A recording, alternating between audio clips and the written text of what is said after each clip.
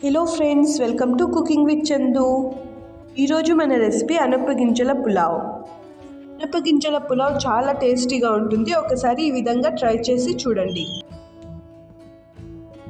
ముందుగా 2 గ్లాసుల రైస్ని శుభ్రంగా కడిగి వాటర్ వేసుకొని 10 నిమిషాల పాటు నానబెట్టాలి.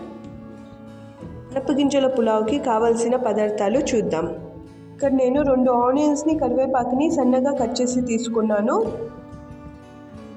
అలాగే నేను మసాలా దినుసుల్ని తీసుకున్నాను.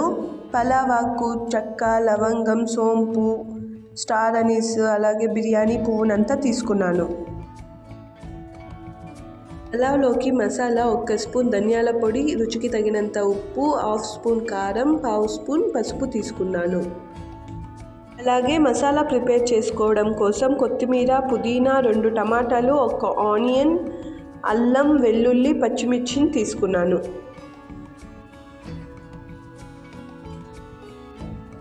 అలాగే అనపగింజల రైస్కి 1 కప్పు అనపగింజలు, 1 క్యారెట్ తీసుకున్నాను. క్యారెట్ ఆప్షనల్ అండి, మీకు కావాలంటే వేసుకోండి, లేదంటే వద్దు. అలాగే 2 టేబుల్ స్పూన్ల ఆయిల్.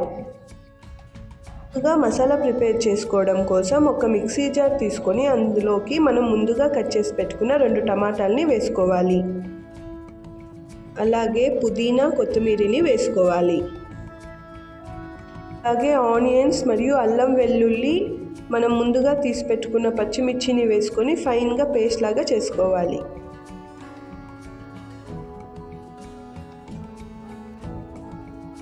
ఫైన్గా పేస్ట్ చేసుకున్న తర్వాత అలానే పెట్టుకోవాలి.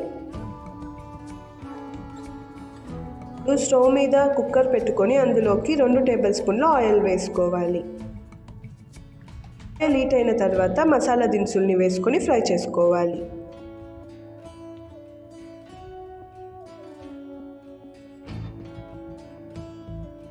దినుసులు ఫ్రై అయిన తర్వాత కట్ చేసి పెట్టుకున్న ఆనియన్, కరివేపాకు వేసుకొని ఫ్రై చేసుకోవాలి.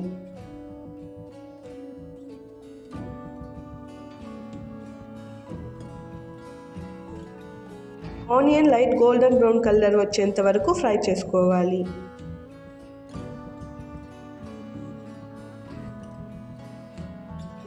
ఫ్రై అయిన తర్వాత మనం ముందుగా ప్రిపేర్ చేసుకున్న మసాలాని వేసుకొని ఫ్రై చేసుకోవాలి.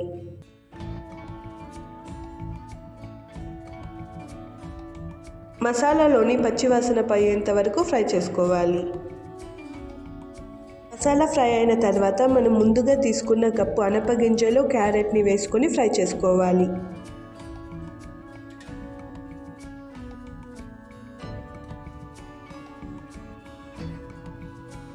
అనపగింజల్ని, క్యారెట్ని మసాలాలో బాగా కలిసేంత వరకు ఫ్రై చేసుకోండి. మొత్తం అంతా ఫ్రై అయిన తర్వాత మసాలాని వేసుకోవాలి.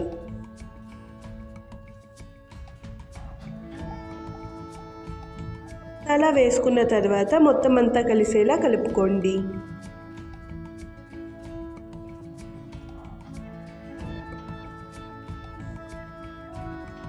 అంతా పచ్చివాసన పోయేంత వరకు మనం ఫ్రై చేసుకోవాలి.